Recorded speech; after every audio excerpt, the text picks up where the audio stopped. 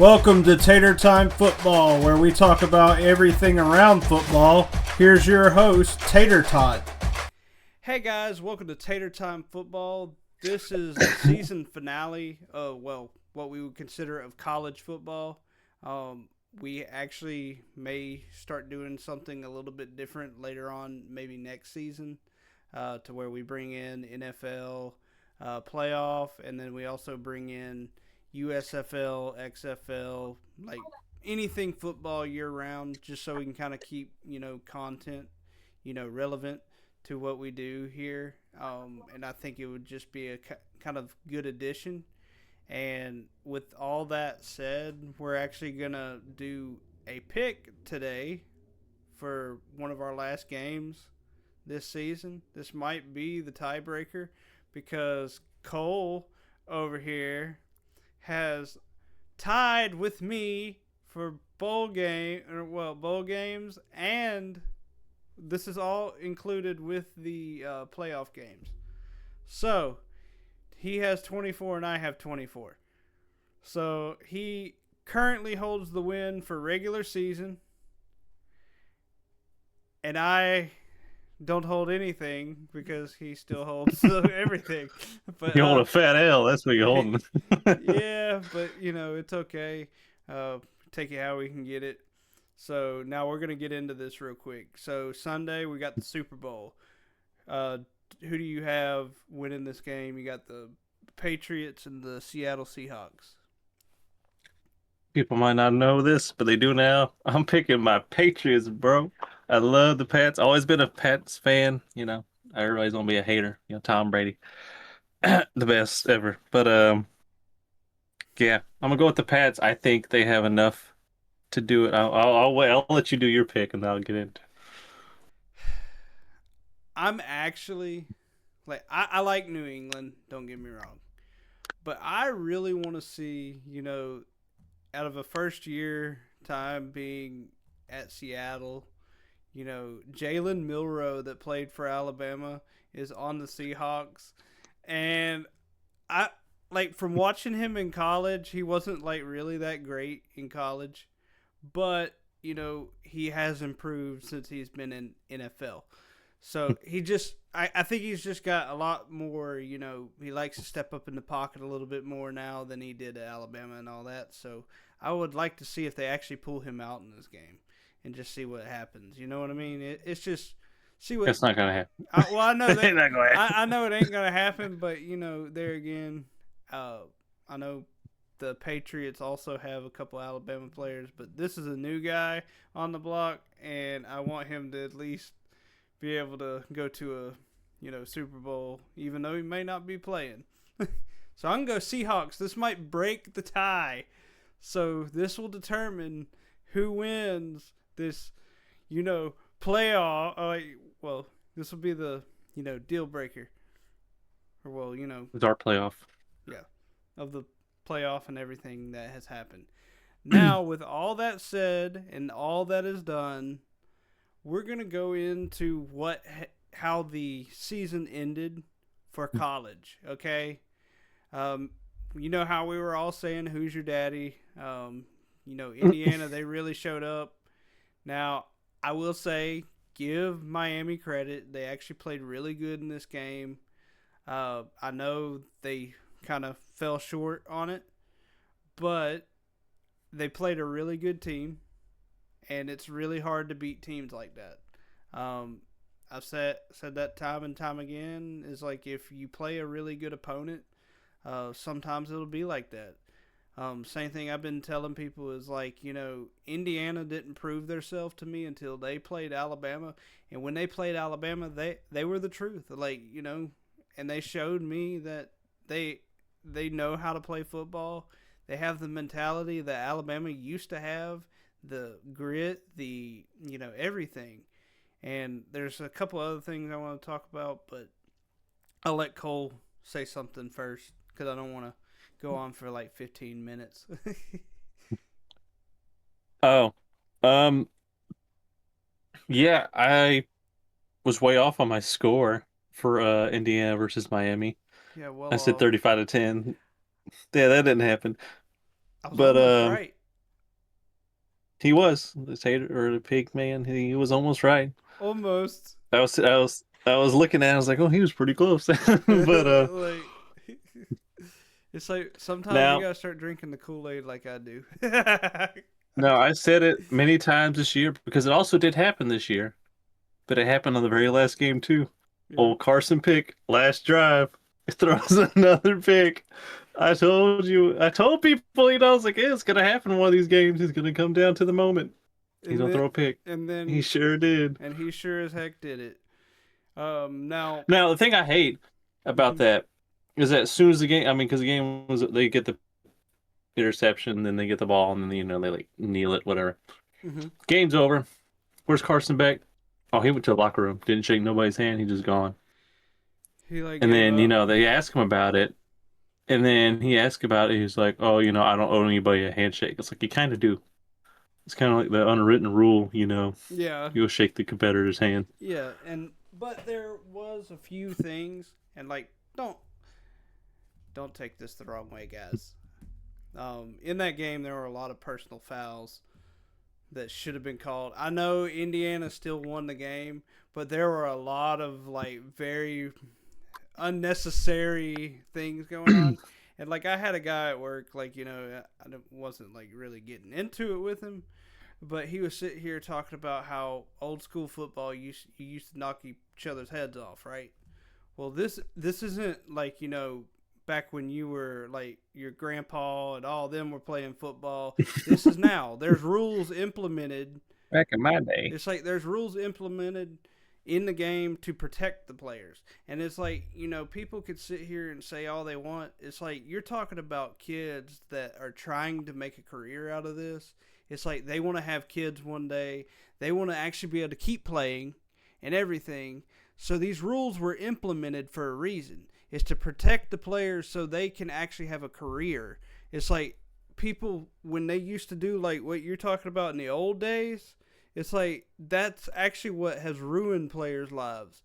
They can't play like they CTE. used to. It's just like you can't do that. I mean, look at even like Brett Favre right now. Yeah, He's not super old. He's in his 50s, and he's got Parkinson's. yeah. It's There's just been a like, lot of older or football players that have but it's like, brain injuries and all that now. and it's like you can't. It's not anything to joke about. And like I get like back in the day, like you hit people, but they didn't know what damages it was doing to people whenever it happened. So when they were lighting them up, I'm like, dude, you gotta call it. I was like, you gotta call it. It's like, but they're not doing it. It's like you cannot let these guys just play football. If there's rules, Well, I mean, you have to. I think the Put biggest rules in one there. I hate is that that whole thing about how they say let them play football. Just let them play. what I think when people say let them play ball is more of like like grabbing on each other a little, when the ball's up in the air, or maybe like holding in a way. But like I think everybody should, and if you don't admit it, you're probably a little biased. But that one hit where Mendoza hands off the ball, and the defensive end comes around, and he kind of just braces himself, and the defensive like leans up, face to face, and hits him and knocks him down. That should have been either a targeting or a roughing the passer, Yeah. or not even a personal foul. Yeah, and it's like 'Cause, I mean, blatant personal fouls. Oh yeah, That's what I was talking about though. It's like I get the whole letting them play like when they're trying to grab or something like Mhm. that, because it's kind of hard not to always grab. It's just simply almost impossible to do. But I was told like where are you supposed to tackle somebody, right? Just where are you gonna try and hit somebody in I the would say pads, chest and hips. in the chest. Someone was telling me you go for the legs. That you can't do that. It's a low shot. Yeah, actually, if you the quarterback, you can't go below their knees Mm-hmm. because a lot of quarterbacks used to get hit below the legs and they were breaking bones. Yeah, So that's another rule. I mean, knees all the way to your chest. I mean, it's a pretty wide range. yeah, and like I get it, but that's kind of where I stand on that. But I also kind of want to make note of, this is I also had a bunch of people jumping on the boat, and y'all know I love Alabama Crimson Tide all day long. Yeah, and I talk a lot about them, but I felt a little disrespected when this happened. Like when someone told me this, they were talking about how Alabama is digressing. They said Alabama is digressing. I was like, okay, what's digressing? Whenever you went from no playoff Well, I mean, to playoff. I guess you could say in a way we're digressing because we used to win all the time, and we were always in the natty. So I mean, that's the only way you could say we're digressing. But what I'm saying is that, like, the fact is, like, I made a point to somebody else, and the one that says "Go Blue" to me all the time, like, really good dude, like, he's awesome, man. Like, I'm just gonna be honest, but we were sitting here talking about Nick Saban whenever he was there. It was like back in 2020 was when we started to fall off. Okay, Alabama fell off in 2020. No, I would say after 2020. Well, After, because 2020. Well, 2020 we won the national title, but then after that, we just kind of went stale. Like that's just been Alabama football. But I mean, the defense was never really there afterwards. There's been a lot of older people that have told me this. It's like even the Tater, like AJ used to always say it. Like he was always talking about. He said if Bear Bryant was still living and he still ran his system, it would not work. Okay, he would be figured out eventually. It didn't matter how big of a dynasty you had. It's just people started to figure out how it works, how his system works. They started using it, and then it started making them better. That's the only thing that I really started to see was Nick Saban's ideology was spread throughout college football instead of just to Alabama. So then you started having these teams come up that actually had the same ideology as Alabama. So then you started like creating a standard of football. But here's the thing, when you have all those, you never have a dynasty anymore. Like you start to level the playing field, you start to make teams better than what they were. And basically what happened with Nick Saban is he was like, you're either going to lose or you're going to get better. You got to get good to beat us. It's like, and people started doing that. And then he saw between the lines and he was like, okay, it's time for me to go. And that's what happened. They started to figure out his system. So same situation with DeBoer. DeBoer, the fact that he's already gone year 2 and gone to a playoff, that's a very big improvement in his. Like, because Nick Saban, he inherited a probation Alabama. Okay, Alabama had just gotten off probation, and he was dealing with all those problems. He was trying to build a team, everything. He didn't get it all done in like year 1 and 2. He got it done in 3. It's like it took him time to build that. But you see, DeBoer doesn't have nearly as much of a problem because he inherited a diamond.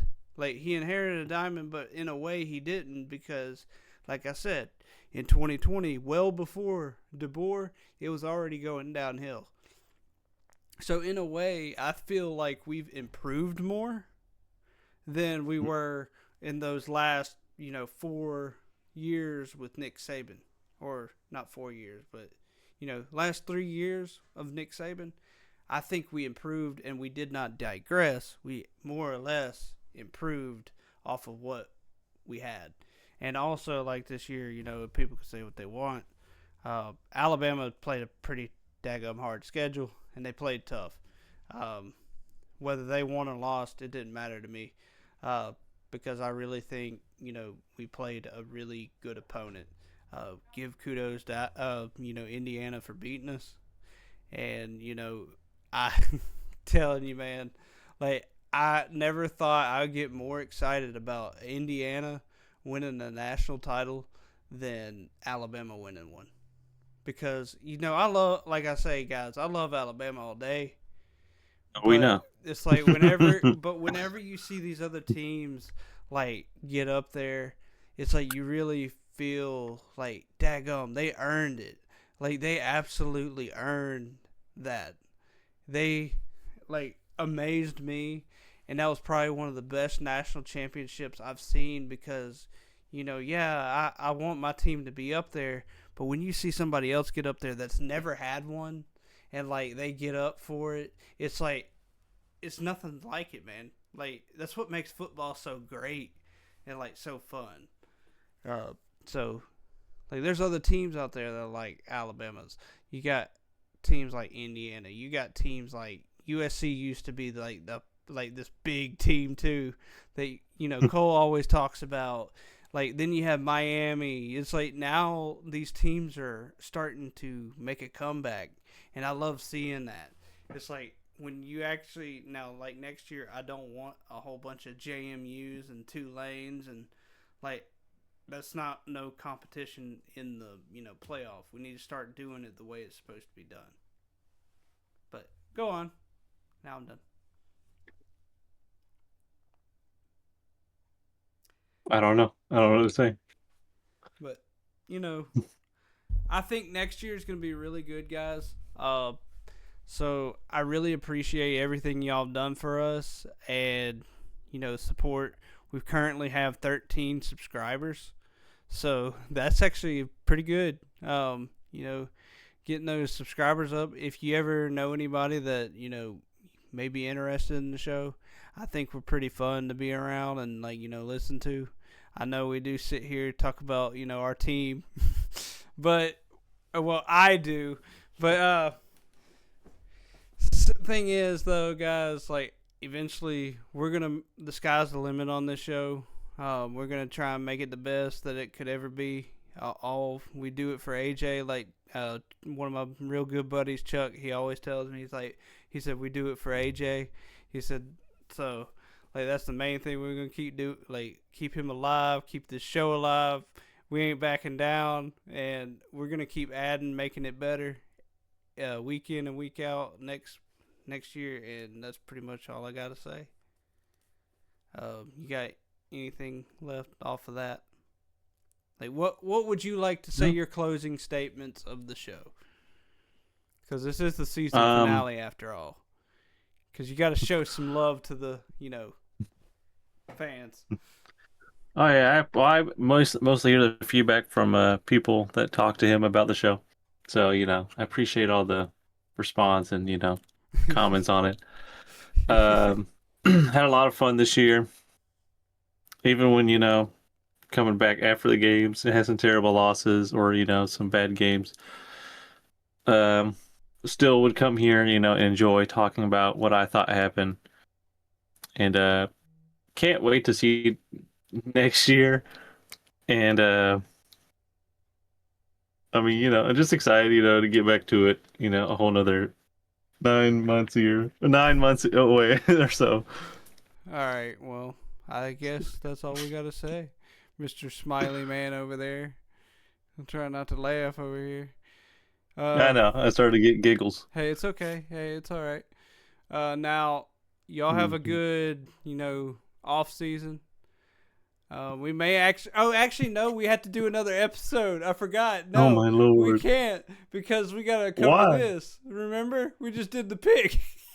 Oh my God. Okay. Well, I'll see y'all in the next one when this guy comes back, and he lost his other tiebreaker, Yeah. So, well, see you guys. Y'all have a good one, and see y'all in the next video.